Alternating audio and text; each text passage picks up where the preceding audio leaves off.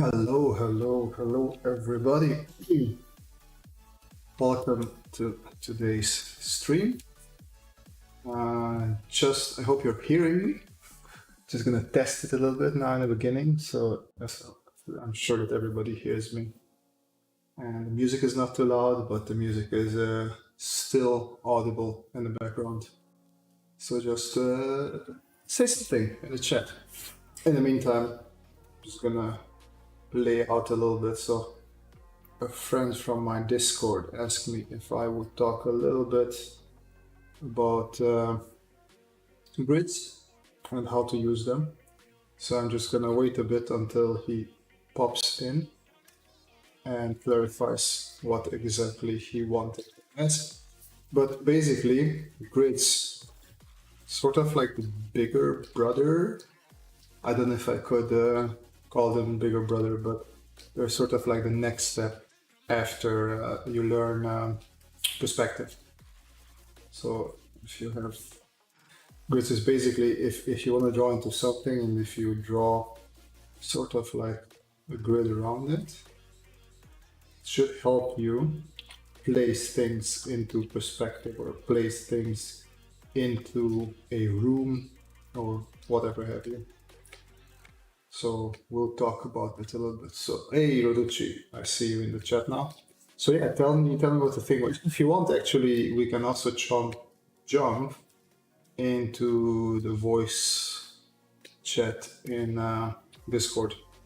You can lay out what's on your mind there if you don't feel like typing. Otherwise, just type in what the question was. Okay, so we have this. Let's push this aside. So what I was talking about, right? Zoom in. Photoshop's been acting a bit crazy lately. So we have our beloved horizon line, and then we have a vanishing point one here, right? This is the super exciting vanishing point live. All right, then let me do like that. And then we have a vanishing point two here. Now connect these here. I'm gonna do it a bit more there. There we go. So I am going to put in another layer, put in red, and just draw a little bit around this here rectangle of ours. Alright. Bogdan Mircha, woohoo, live stream. As usual, I hope there will be, but there might be robots, but there will be blocks. I can tell you that. Okay, let me check if Roducci joined general, because I guess otherwise no. Okay, so Roducci, lay out your thing. Hey, Spencer from Scratch a Day. Okay, now I feel like I don't have the right to explain shit anymore because Spencer is here. He should be able to explain these things better. Okay, so the point is, right? What are we using grids for? So grids are basically, if you would build, let me come back here and back to black. Grids is basically just continuing these vanishing point lines for you to sort of have a reference to know how to measure whatever you want to draw. And it's very helpful, and it can also be very overwhelming because you're going to have a million lines, and it's going to be quite hard for you to see what you're drawing and what you want to do. So generally, take away the red one, not so needed right now. I'm learning, keep going. Yeah, sure you are. Also, teach how to draw things from mind. It's not hard to draw things from mind, you just need to draw a lot of things from not mind. So you need to do a lot of live sketching, draw stuff that you see, and then slowly you will build things up. But to go back a little bit to this grid. So I'm gonna say, actually let me move this a little bit. So I'm gonna say, okay, if I would want to draw a plot with a house here, I'm gonna say this is my plot in perspective. And I'm gonna come back here and I'll say, okay, I want these to be a little bit more equal. So I'm just gonna connect them a little bit, and I'm gonna do a connection here as well. So first things first, with grids, we have a lot of foreshortening. So foreshortening is basically whatever is closer to you is bigger, and then as it gets closer to the vanishing point, it becomes smaller and smaller and smaller. So if nothing here, okay, so I just put a tree here, nice round tree. As we go back, this tree becomes smaller and smaller and smaller. So basic perspective stuff that I'm pretty sure you guys know. But what's happening as well, what grids help us with, is if we have a break time. Okay, let me turn off my break time. I can do an hour without having to take breaks.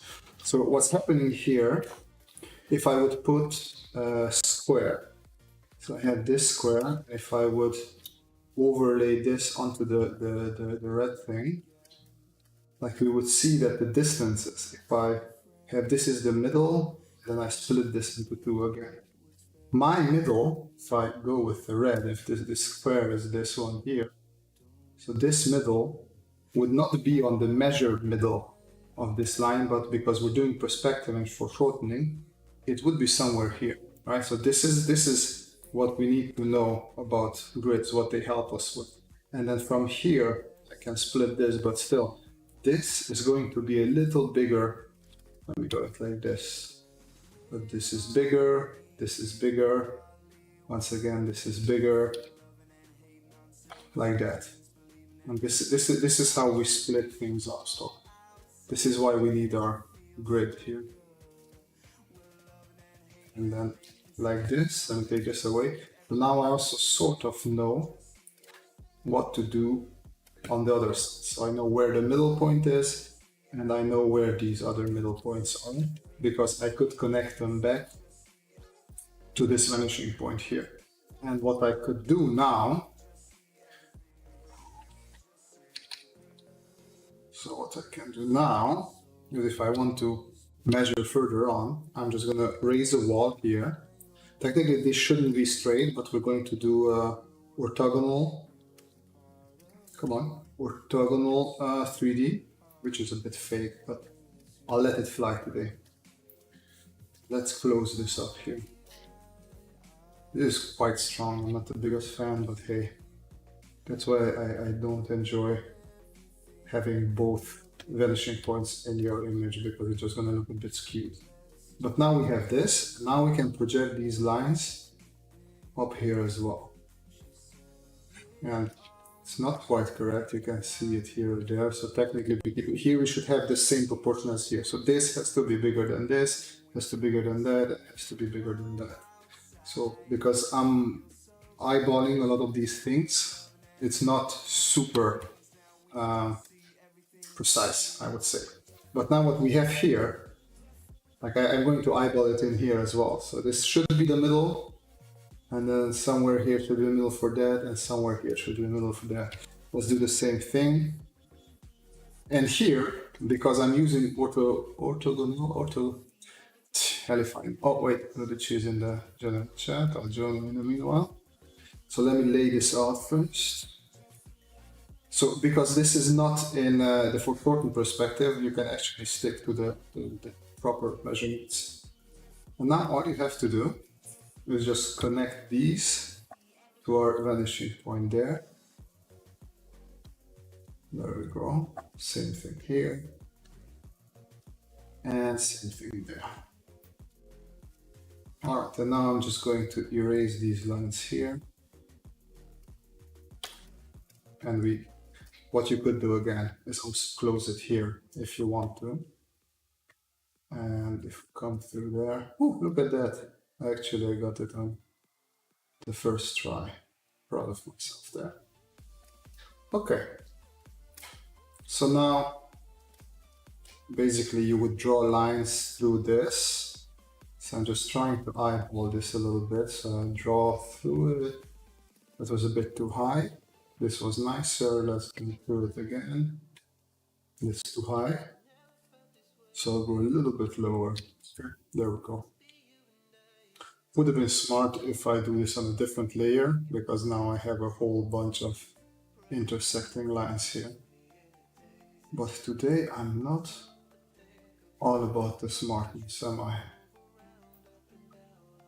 There we go. And then all we have to do here is just bring these up. And here is this is where the eyeballing is a little bit messes it up for us. So I'm just gonna fake it a little bit. Let's say this is it. So now this should help us draw in everything we need. If I say, if this is a room, I'll switch back to black now. And I want to have, let's say I want to put a fridge here. I'm just gonna use these rectangles here and put my fridge down here.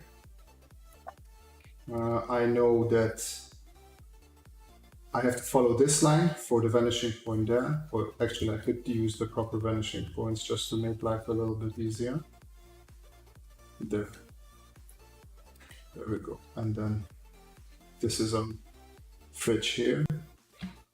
Now if I want to move this fridge, let me make it rather a bit more see-through. Like if I want to move this fridge over here now, and I also want to move it over maybe in that corner. I'm just gonna give it a handle here. Let's give it a better handle. There we go. And this is the door. Ugliest fridge. So I did make my, oh, see, this is not, so this is one good thing with the grid. So I already noticed that I messed up the perspective there because I just have to follow these lines and then back. So I am just going to rotate this fridge over here. And because the fridge is, if you look from it from above, it's a square. So it should be easier because these I sort of set up for all of them to be squares. So I'm expecting my fridge to be here. And I see that it is almost, not quite, almost 2 squares high. So I expect it to come somewhere here. I know the perspective has to follow this line. So something like this would be the back of it. And then here also it comes up here. So this is the back. Technically now, so I would have to follow this line, right? So this is what the grid here is helping me. So what I'm gonna do is I'm gonna, well, let me put it out like this again. If we don't have the vanishing points in the background, then I have this and I have these 2 lines. And now what you have to do is you know that this comes up somewhere here, this comes up somewhere here. So from this point, I will need to rotate it just a little bit. I will need a line and I have to estimate it to what angle that it fits between these 2, because here we will have some lines that will slowly go from this one to this. So I feel like my line there is pretty okay. So I'm just going to erase the rest. And now that I have this one, from this point on, I have to draw another line that is basically parallel with this one. So that shouldn't be so hard. It should be somewhere this. And I know this is my corner here. Connect them a little bit here. And, well, we don't need the back of it, but I'll leave it there just for you guys to maybe use it if necessary. So 1 hinge, 2 hinges, and then this is a handle here. And the good thing is you don't have to have exactly you don't have to go by those measures. I can have a, what shall we say? I'm going to put a stool here. So I just follow these lines to keep in perspective. Right? So this line goes with this one, and these lines go with these here in the corner. So like sort of this is my stool. I know that is around 1/3 to 2/3 high, right? So now I can take it and put it up here. 2/3 would be here, but I bring it down with this distance, so it comes down to here. So my stool, let me see how wide it is. It's about half. So if I look at this square, it's about half of it. It comes here. Now I'm going to draw in the bottom side as well. Okay. And from this point, it comes something like this. And then we have to follow these lines, right? because we're in perspective. So once again, as I said, this is pretty close to that. So it's going to be something like this, I expect. And same here. This comes a little bit, so you have to open up this angle because there's always angle between lines. You don't have parallels if you're going towards finishing points. So there's a little angle there. I'm expecting it to be somewhere here, but this is again eyeballing. And now I'll just bring these down, erase the extra lines, and just finish my stool. There.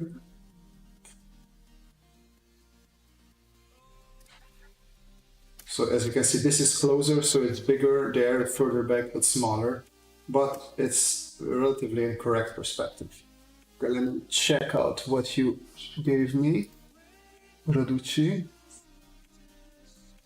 The planes are rotated. There's a big issue on how to mirror them using the grid properly is a nightmare. Okay, if you can hear me, Raducci, I need you to talk to me. Okay, let me copy this. Okay, so I have the plane image. Let me paste it in here. So you need to rotate, so basically mirror it, or what do you want to do with this plane? To be exact, like for example, if you have a plane and at the end it has something protruding and it's a flat piece of like metal, but it's rotated at the angle, for example 50 degrees or 45, or how can you like mirror it exactly with like using a grid? Okay, wait, okay. So let me be very rough here, just to get it. So we have this part of the plane, then we have this part of the plane, then we have one wing, then we have the other wing, and then we have these sort of flaps.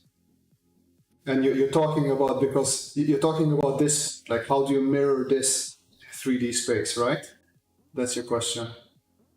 One sec, let me. Yeah, right. Yeah.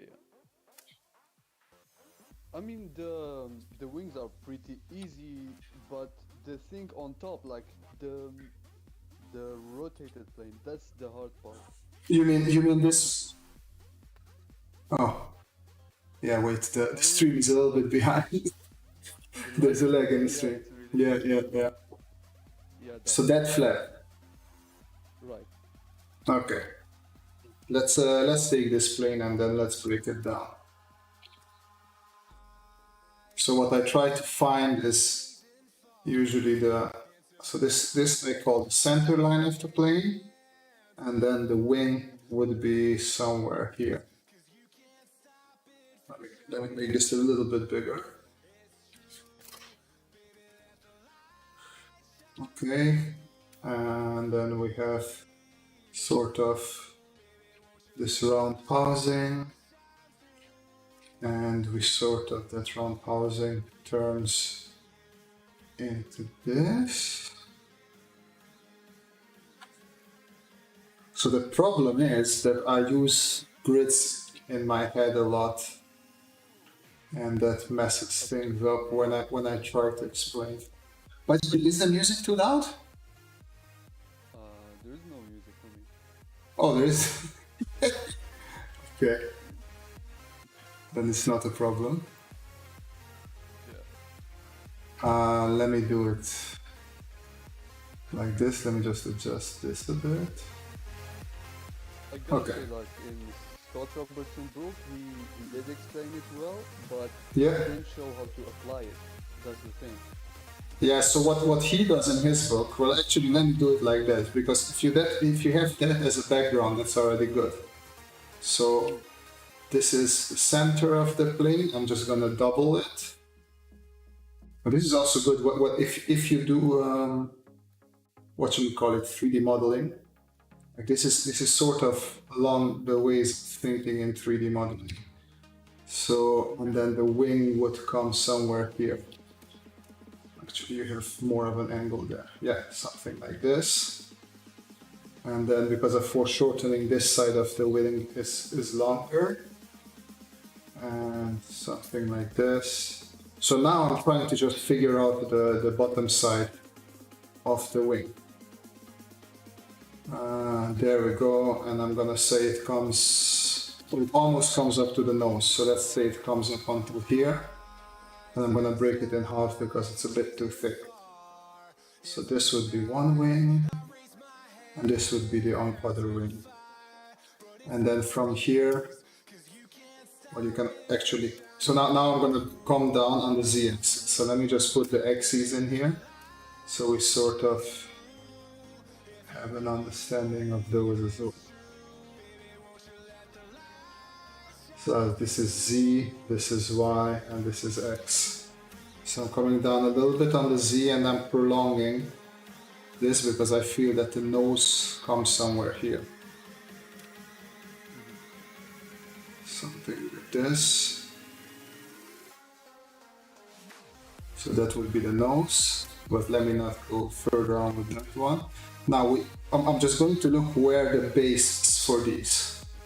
Let me switch to that. So I want the base here and then the base on the other side. And it looks like it would be somewhere here. Here, and if I bring it over there, it would be somewhere there. Now, the tricky part here is this is an angle. So if I look at the airplane from here, it would be something like this, and then the nose comes down here, and then we have one going this way and the other going that way. So obviously from a picture you cannot measure that precisely. Just looking at it, I would say it's sort of this. Now I just try to project this distance here as well. So I would say it's, so this distance here, I'm putting it here down as well. So I'm expecting, what I'm going to do, I'm going to look for this going up and intersecting this line. So this will go up here, and this line from here should be somewhere here. So again, I'm eyeballing a little bit, might be a bit more. So if you want to reflect this on the other side, you need this distance again, which is a little bit shorter here because of foreshortening, and then you bring this, and now you need a line that is sort of, I think this is in perspective, so it should stop here, and then we unite it there. And now all you have to do is from this point connect it to here. There we go, and from this point connect it to there. Can I ask something? Yeah, of course. So I can tell that you're doing a lot of stuff in your mind, and you already have a right perception of it. I just want to ask, for me, to find the right distance of the second wing that is farthest from us, should I do the mirroring that rectangle technique? Are you talking about this, the wing, or sorry, are you talking about the wing, big wing, or the wing that is flapped a little bit? No, I mean the actual distance between the wings, not the wings themselves, the starting points. I don't know how to explain it, Okay, let me go a little bit again into. So we look at the airplane from above. Let me break it down a little bit simpler. So we use simpler shapes. So this is the nose. This is the wing. And I'm a bit sorry, I'm a little. No, don't worry, because this is, I need to be as clear as possible. I want this to be easy to understand. So we're doing the airplane from above now. Once again, these 2 points, I'm guessing that they are somewhere here, but they are usually symmetrical. You're looking at a point where it's symmetrical. And if see, that's the thing. I wanted to plan in a video for this week where I'm talking about technical drawing or engineering drawing, because that's what really helps in industrial design. And I will have to do it next week. So I'm jumping a little bit ahead of what I wanted to plan here, but hopefully this will be understandable. So I appreciate it, man. Because what I want you to understand is we're talking a lot about projections here. So you have to be able, what I'm doing is, if you have this box, and I'm gonna do this, then in your head and on paper, you have to be able to unpack this box. So which means you have to be able to do this. And if in that box there's a line, or if there's another cube, you have to know that cube, where it's going to land on all of these things. This is super helpful if you can project this all over. So this, I know I'm running a bit fast and it's a little bit all over the place, but I feel like there's so many things that I wanna say right now, and it's hard to hard to explain it. So why did I do this? So what I'm going to do is I'm going to put this wing into this box in my head. And what I want to do is I'm looking from above now with my eye, and I want to project this wing down onto this area of the box. So basically, if you have this box here, I'm looking from here, and whatever is in there, I want to project it onto the ground there. So looking from above at the airplane, this wing should be looking something like this on both sides. Is this clear? You don't see it yet. Yeah. Okay, so No, I know what you mean. Like, okay, so now you sort of we know that this distance equals this distance because they're obviously symmetrical. So what I did here is basically the same thing. Obviously I drew everything on everything. I should have used different layers. So what I did here, we had. I'm gonna switch back to. No, actually, red should work.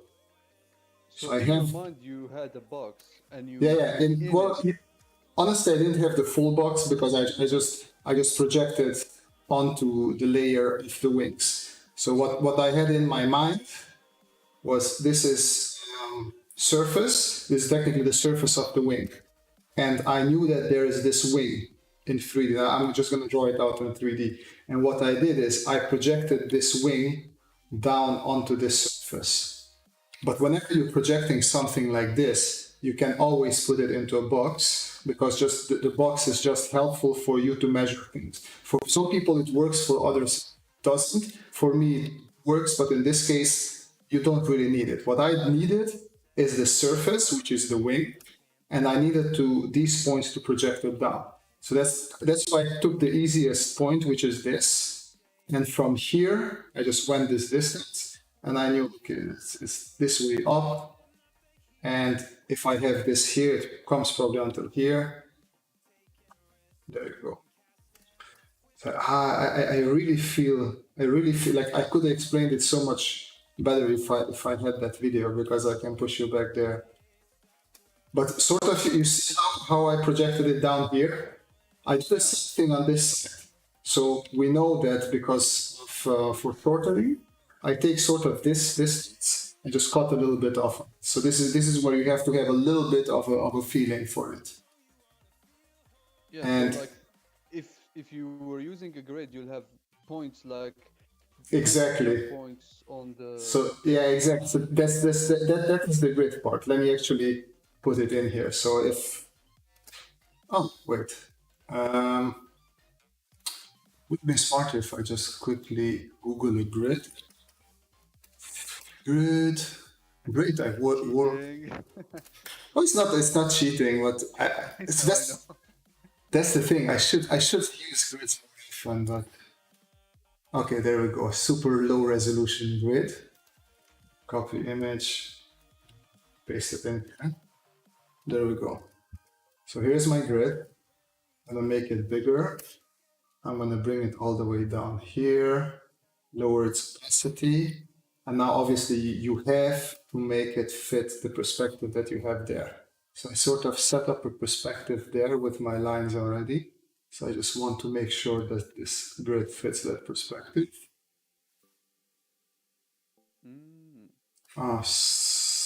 Somewhat. Okay, and now we can actually do what you need to be done. I'm gonna erase this. I'm gonna say this is the base of our wing. and then I'm going to measure 1, 2, 3, 4. 4 grids. And on this side, we do the same thing. So this is the base of our wing, 1, 2, 3, 4. This is how long it's going to be there. So if I project this down, I would say this is 2.5 long. So I'm going to go 2.5 long here. You can also Okay. connect it there. That There you seems go. so easy now. That's the problem. I always mess up the explanation because a lot of things happen in my head. So now sort of you have the shape of the wing down here. And now we're basically, don't know this, so that I'm erasing this upper part now. And this is a little bit, you have to feel it as well, right? Like you don't necessarily have to feel it.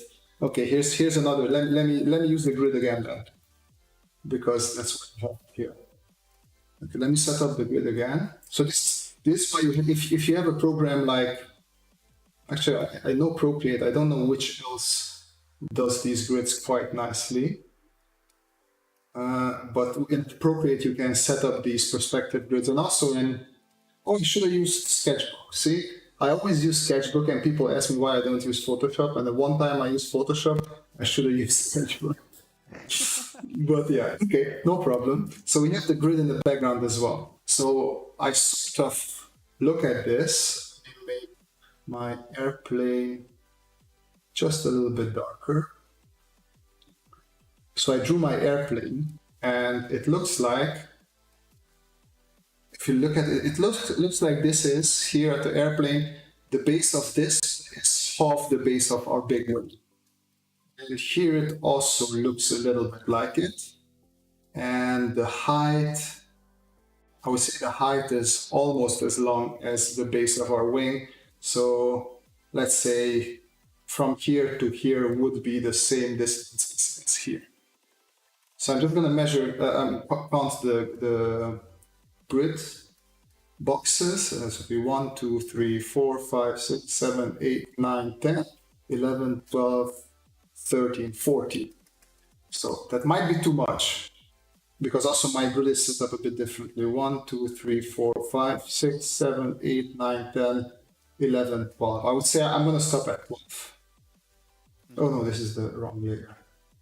So what did I count there now? Let's count it. How high should I go with this little thing? So 1, 2, 3, 4, 5, 6, 7, 8, 9, 10, 11. I'm gonna go 12 high, which is here.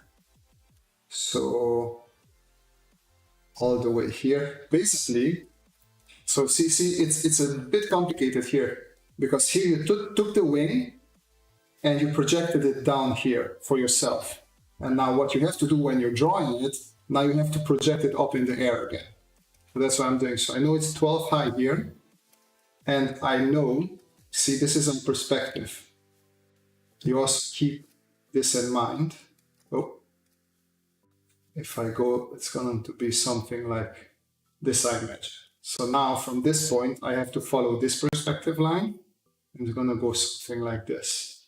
And I'm just going to do this here as well to know where to, it's here where I stop with this line. Now all you have to do, connect there and connect here.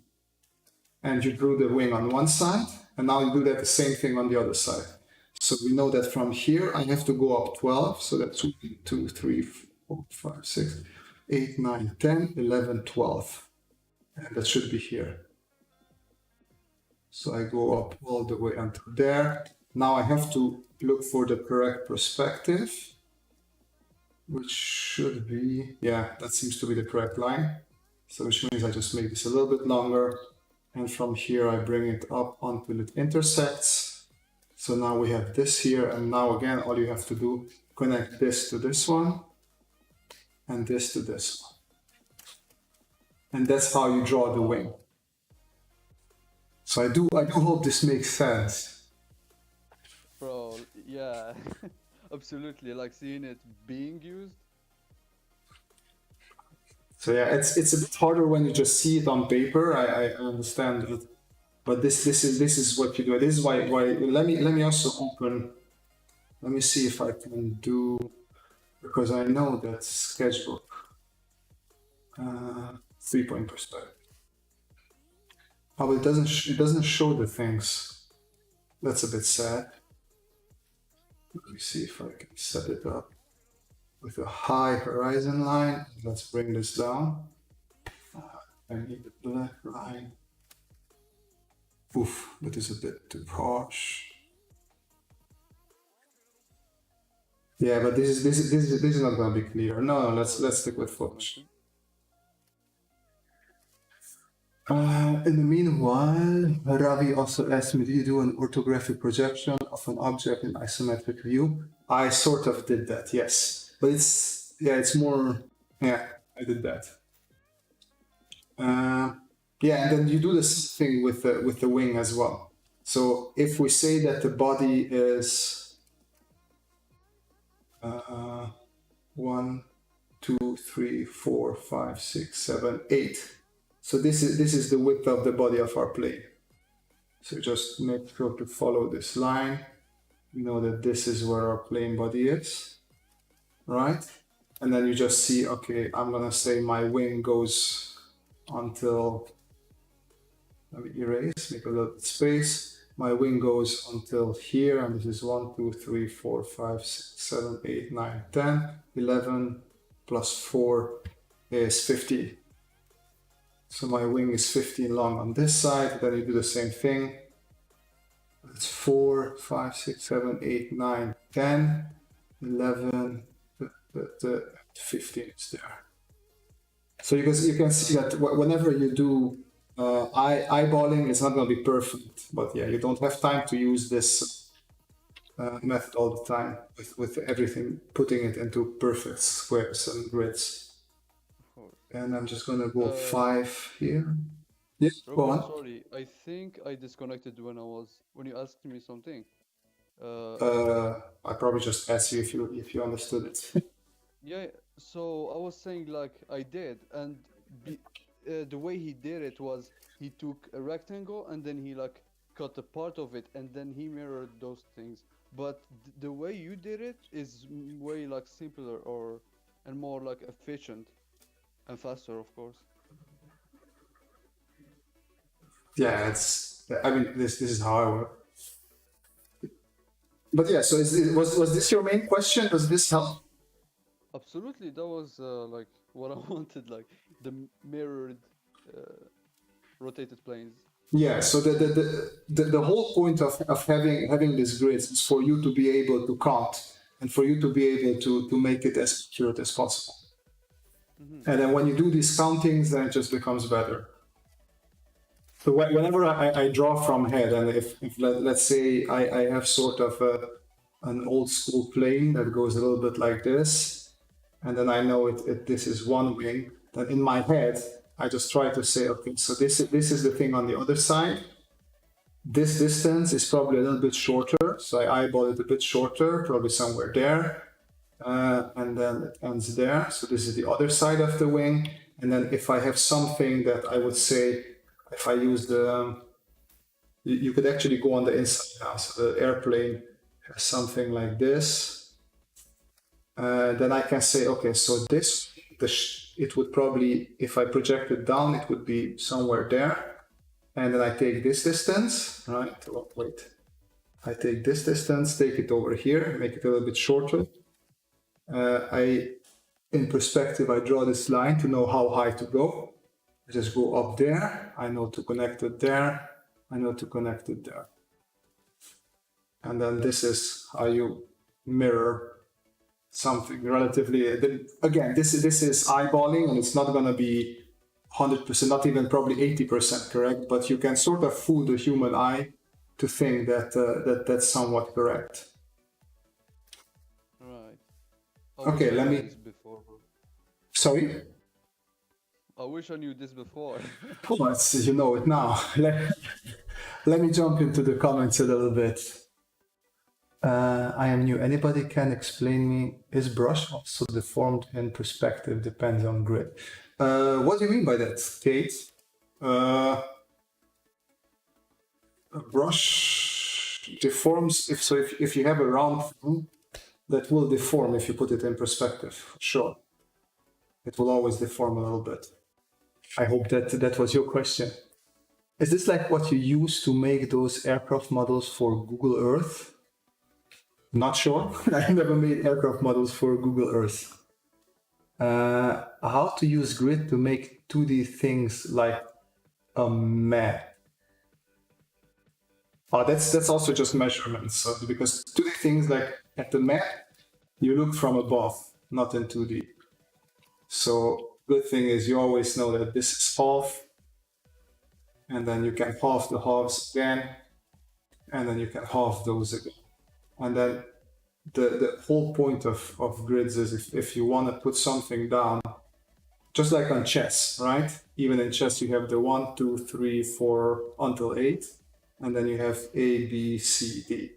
And then you know exactly like if you want to draw sort of a castle or something that has a weird shape and it has a couple of defensive positions here, then you know exactly if this width starts at D and you look at it, you know that sort of it goes like this. And from here, actually you can put a quick grid on this one as well. And then just try to copy it. I think this is how many people paint on bigger walls. They just try to replicate what they see in the previous grid. And then you sort of end up with a similar shape.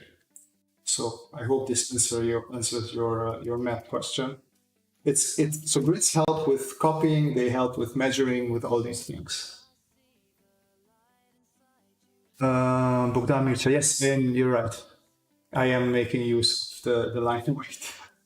But so you can think of that also in perspective. So if you have a line, you have a line in 3D space. If you draw it, it's probably going to be thicker closer to the camera. So let me just exemplify it here. So the closer you are to the camera, the thicker the line is, and the further you away, the thinner the line becomes.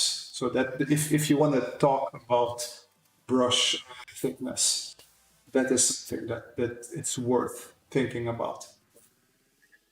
How to properly rotate squares lying flat on the ground. Okay, let's do that. Let me take everything away. Let me leave this grid here. And let's just rotate a cube here. So a cube is, I'm going to do 5 by 5. So, or 5 by 5. Is this 5? Yes. I am not good at counting today, am I? Okay. I'm gonna cheat. Like, Go on. the Dropbox 250 boxes challenge saved my life, man. Like, Yeah, didn't it? boxes, go do that. Okay, here is our box. I don't know if it's perfect or not. Let's not worry about it. So I'm going to bring down the opacity of this one. I'm going to make a new layer, and I'm just going to use this point. And I'm going to rotate it this much. So now, the thing is, you have to have sort of this is very much feeling. This I cannot explain what my thought process is. I just have a feeling for how the box should look like when I rotate a little bit. This is sadly I'm trying to rack my brain now how to explain this, but it's not really coming to my mind. The best thing I would recommend is you take a delivery box that UPC or Amazon or somebody brought to you, and just rotate it in a place and try to see how best you can draw it. Because yeah, you just have to keep on trying. There we go.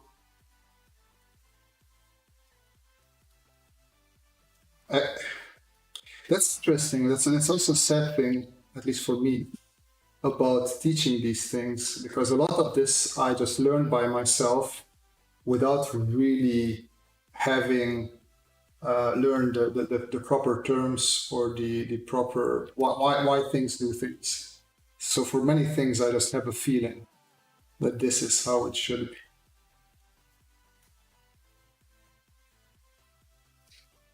Let me just drop this here. The easiest thing is always that the lines of the box have to be parallel, and you have to sort of keep that 90-degree angle as well, which is sort of relatively easy to recognize if the angles of the box are too sharp.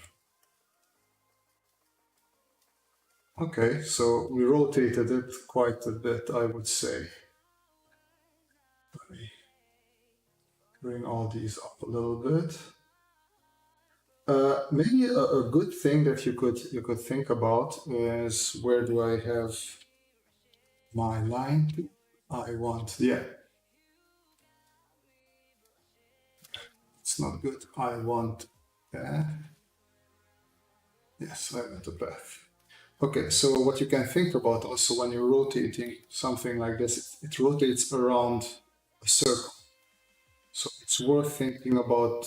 I went outside of the circle, so maybe that's not perfect there. But it's worth thinking about, seriously, putting the bottom of the box in the circle, and then just choosing one line and then slowly going around in that circle. Let me take these away.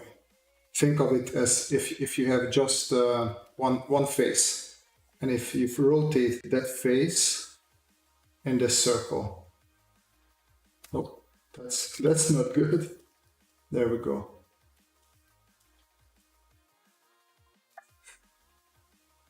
Obviously, it's not a perfect circle, but if you have a nice circle in 3D and you rotate it, that's from each of these, you can try and build a box for yourself.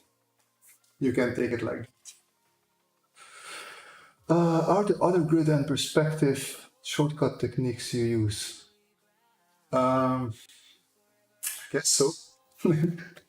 What I do is I use every part of a drawing. If I have so now I'm sort of drawing this in perspective, right? But so what I'm doing here, I'm looking at these lines and just trying to put these lines in perspective. And now that I have this sort of rectangle thing in perspective here, I know that whenever I'm going to draw on top of it or next to it, I'm going to use its lines to try and keep whatever I draw just like that in perspective. So if I switch to one now, this line, and this line, if we wouldn't have a vanishing point somewhere here, they should be what's the word? Symmetrical. Not symmetrical. Parallel. Jesus. So if we would be looking from here, from the side, so perfectly on this side, these would be parallel. But because we have the vanishing point, they sort of converge at an angle. So what I tried to do is I was always trying to follow this angle in my head. As you can see, like these still, if you would be looking from here, like these should be all parallel, but because of this vanishing point, they converge. So I use every part of a drawing to think of, okay, so how does this work in perspective, and what does it tell me about perspective? I hope Autodesk Sketchbook will have tool to make custom perspective grid. This is very useful for industrial design. Who is the Autodesk Sketchbook has that too. I was just too lazy to set it up, honestly, because I set up this little grid system for myself here, and it was more than enough. The $250 challenge on Drawbox. Yeah. What Raducci says. Yeah. Did you do an orthographic projection of an object in iSense review for the top and front view and trace back the iso from? Exactly, yes. That is what I did. Ravi. That is exactly what I did. So, okay, so let's take this grid system that we have. We have two sides for it, and we also draw a third side. Just quickly. So now we're sort of like looking in a room, and so this is a bit complicated, but it's very important for you to understand if you want to draw more technical stuff like this. It's called projected geometry. Descriptive, I think it's called. Descriptive geometry.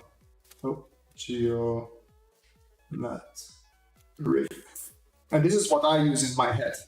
It's going to be a bit complicated, but let's try. Okay, so let's look at this thing from above, right? It's going to look like this, and it has a wall here, and it has a wall there. Now, if I draw here a line, draw a line in perspective, it touches this one, it does not touch that one. And we don't, it's quite kind of hard to understand where this line is. So what I need for that is, what could help me already is if I draw it, if I look at it from above. If I say from above, that line is here. Okay, now let me look here again. Oh no, come on. Photoshop, why are you doing this to me? I was explaining something. Or is it what? Oh, great.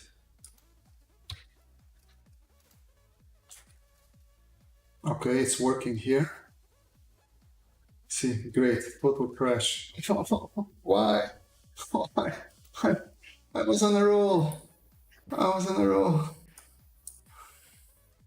I hate Photoshop so much. I hate you, Photoshop. Okay, sketchbook it is then. Sketchbook it is. Sorry guys, just give me one minute. Stick with me here because this is sort of important what I want to explain here. Okay, let me set up this whole thing again. There we go. And the rest I will just try to do by hand. Make it a bit smaller, we don't need to. Canvas is quite big. Oh, I will fire Photoshop for this. How dare it ruin my nice laid out plan. Okay, we're back here again, and we have this sort of line in space that we don't really know what it is. So we're going to look from above. Actually, let me do the things that are from above. Okay, so we're looking at it from above. And then once again, from above, we see this nice little box with an extra wall here and an extra wall here. And then I say, this is the line from above, and it's touching the bottom here. Okay, so that is already helpful because I know that if I switch to red, I know that here there is a distance from the end point of my line to this wall. That means that I can use sort of the grid system to look, okay, let me look at this. So it's sort of like 2/3. So if I look at this wall, like 1/3, 2/3. Oh, this is 2/3, let's say. So somewhere along this line, I could connect this. I don't know where exactly. So what I'm going to do for that is I'm going to look from this side. So now on this side, we have a cube. It is looking like this. We have an extra wall on the bottom and an extra wall on this side. And our line is touching somewhere here, is going up in the air here. So now what I can say here, go back to the red, we're looking from this number. I can project this here, and this is, well, let me cheat. Let me also say this 2/3. So we can say this is 1/3 and this is 2/3. So now we can draw this point, and we know this is where this would touch. All right, so that is already quite helpful, because now we can say that I can bring this down here, and I can also from this point sort of draw a parallel line. We know that this is if I would project it down. And now we already found. Let me take it. We found shadow or the projection of our thing down there. So I do hope you can follow me here, because I find this to be very important, and this is also like, this is the basis of many things. From here on, you can rotate, you can tilt, and instead of this line, I can build this thing again for myself, and I can put into it a cube that is sort of tilted. And it could be also like, it could be floating in the air. So now you can start looking at it. If I look at it from this side, once again, you see this rectangle, and you see an extra wall here, and an extra wall there, and you probably see something like this there. And then you can start seeing the distances.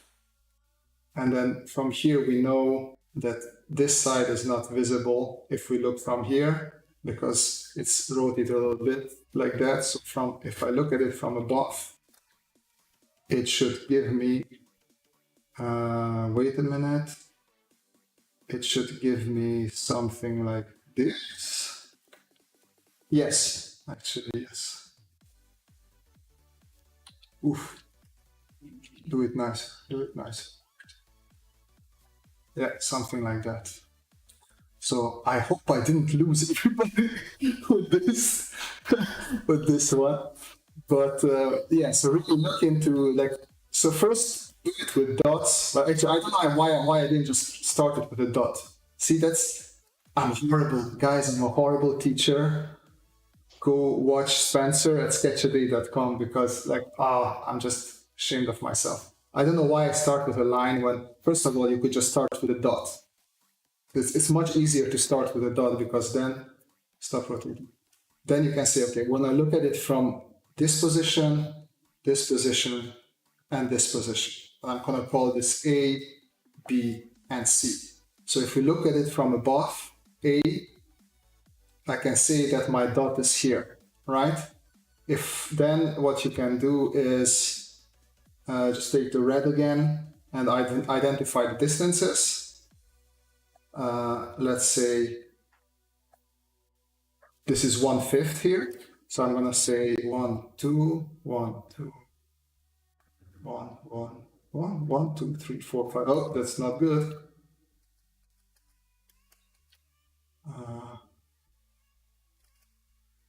1, 2, 3, 4, 5. Okay, so it's 1/5 here. So I can say, I can bring this all the way over there. And here it's not quite half. So if this would be half, it would be probably somewhere here. So now I know if I project my ball down there, that's where it is. Now you can look at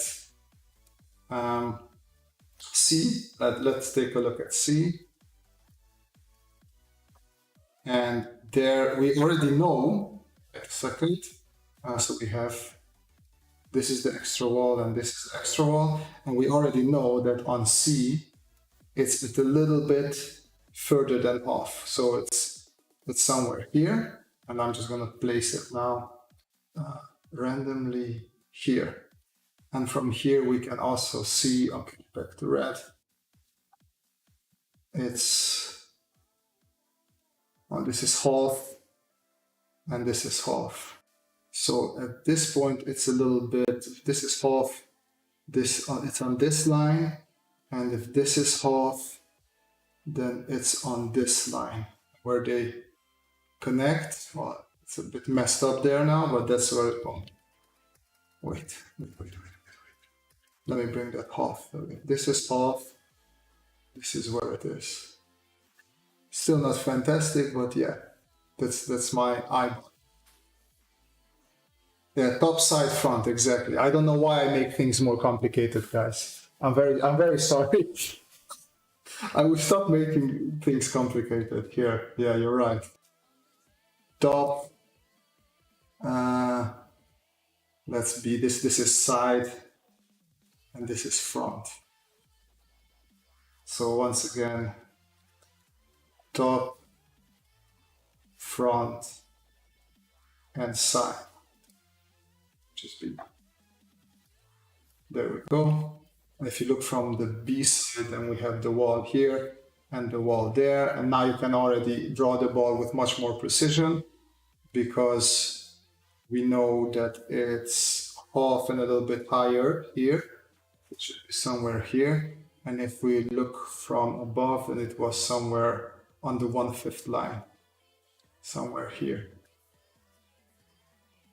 There we go. So technically from here, it's really easy also. Without looking there, you could also say that, hey, I just prolong this line and this line goes here and I just prolong it on this as well.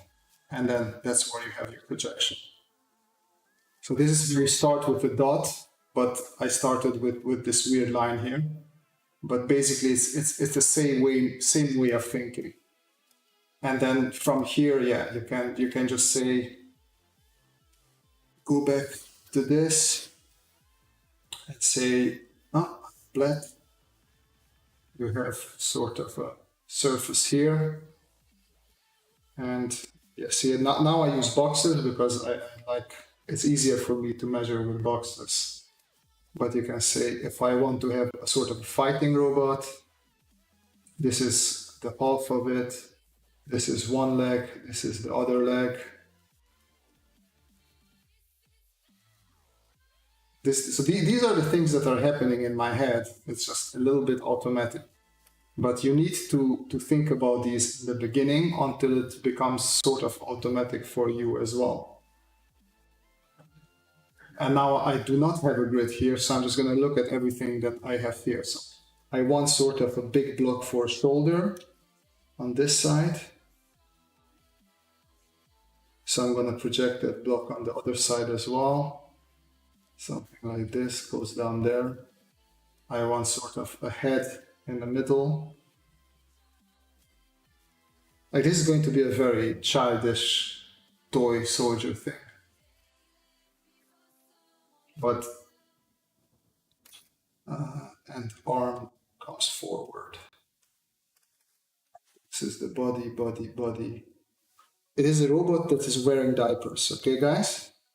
So I'm innovating here. Robots are humans too, as everybody knows. Robots need diapers. I'm just gonna turn this into a diaper so it makes a little bit more sense. And that at the same time, robot has wheels for legs. Okay, and then I know that, yeah, if you use too many apps at once, you're gonna mix up all the shortcuts one with the other. It's not really helpful. So this is one arm, and then the other arm sort of parallel there, should be somewhere here. There we go. This is our silly robot in a diaper thing. I had a question. Can you draw a foot just with using cubes? I've been practicing too, but yet didn't quite nail it. Of course, only if you're okay with it. Okay, let's say this is our last thing for the night because I wanted to do 1 hour. Should I return to Photoshop? No, Photoshop decided to poop the bed.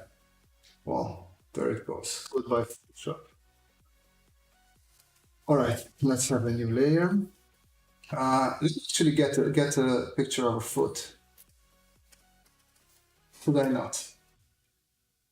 I'm going to take the picture because it's better if we do studies. Let me see. Copy image. There we go. This is our foot. Okay, let's draw cubes. I'm going to draw on this one first, so we sort of understand what I want to do. So we have sort of this area, which is relatively clear. We have a little bit of thicker cube down there, something like this. Then I'm going to cut off this cube. Like I'm going to use half of it. It is becoming slightly thinner and thinner. So what I'm going to do is I'm just going to make this cube a little bit thinner as well. And I'm just going to add another one on top of it, like this. Okay, from here you can technically put in one of these that is slanted again, going down. You have one here, and then you can actually close it off with 1, 2, 3, 4 smaller ones. This would be 1, 2, would come more to the front, 3, 4, and then here you have big two. All right, let's move it away. So this is how you can think of with cubes. Let me do one by myself and see if it's say anything. So what I would do without just trying to remember this foot now, I know that I have this sort of going up in the air. I mean, actually, let me change it. So it's not that I draw the same bow. So this is coming up into the air. This would be the leg part. And I know that I have this thicker one where you have the heel. And then from here, sort of, we have this cut off one with a slant. Then we have a flat one here that sort of also ends in a flat slant, like that. And like you don't need these two. I like for mobility reasons, I see it being there. Actually, I will because it's fun to see it like that. That comes a little bit more to the front. So what you can do here, if you want to be a bit more anatomically correct, I don't know how anatomically correct it can be. I would cut this a little bit here because you have sort of a slant to your foot like that, anyways. And then you have a big toe here, which you can bring to the front, and then you have one smaller toe, 2, 3, and 4. I hurried this a little bit up. But what you can do now is just keep on carving. Imagine this as almost like a wood carving. You can take off a little bit the edges, make it just a bit more rounded here. Right? Same thing here. Put up detail work a little bit. Something like that. Oh, wrong. You can also erase that part. Obviously, you can also go in again and then cut off even more from the sides to make it look even more, a little bit like a toe. Here you can add material, like you can see that you can come out a little bit. All right. Oh. And add these slanted things because you have this sort of thing there. Here again, you can just make the edges chamfer, right? I think that's the word if you're doing CAD design. Just add a bit of chamfer to the edges to make them a bit thinner. Here you can cut out a little bit from the heel and actually cut off that area as well. Here, something like this, because the heel is like that. So here we can cut this off. This edge is a little bit too strong. So you're gonna make this a little bit softer as well. Back. Same thing here. You can give it a little bit of a chamfer there.